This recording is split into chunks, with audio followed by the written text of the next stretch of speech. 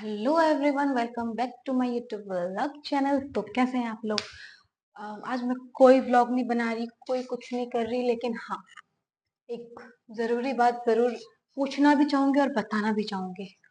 इस बार कोलकाता के एक मेडिकल कॉलेज में 31 साल की लेडीज का जो रेप हुआ।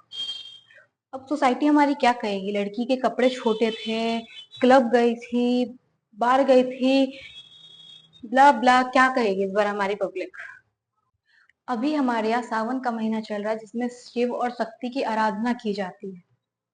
कुछ वक्त में नवरात्रि आएंगे, जिसमें कि हम सब देवी माँ की पूजा करेंगे।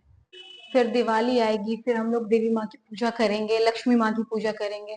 पर पता है हमारे यहाँ प्रॉब्लम क्या है?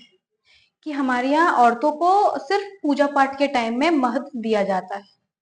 हमारे यहाँ औरतों की पूजा तक और सेफ्टी सोशल मीडिया तक ही होती है, उसके अलावा कुछ भी। लड़की की गलती क्या थी? उस लड़की की गलती शायद ये थी कि उसने बहुत मेहनत करी।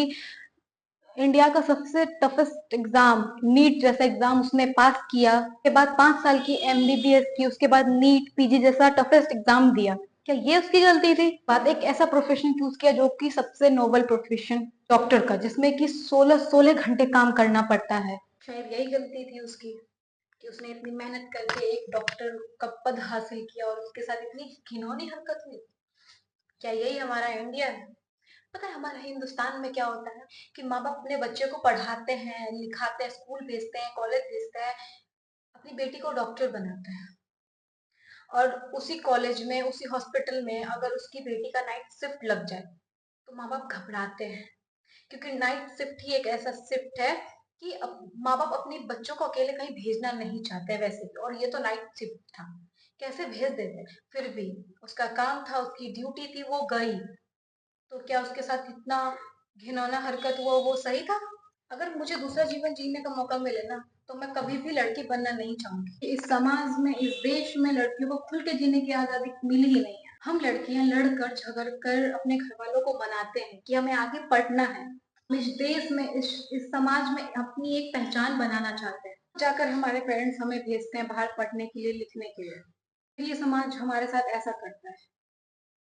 हम हर दिन एक डर में रहते हैं कि सामने वाला हमें कब से घूर रहा है, कहीं हमारे शरीर का कोई पार्ट दिख तो नहीं रहा ना, मैंने अपना दुपट्टा सही से लिया है कि नहीं लिया है, कहीं मैंने टाइट जीन्स फिटिंग तो नहीं पहन ली। हम लड़कियां भीड़ वाली जगहों पर जाने से डरती हैं, कहीं किसी का हाथ हमारे शरीर में टच ना हो जाए।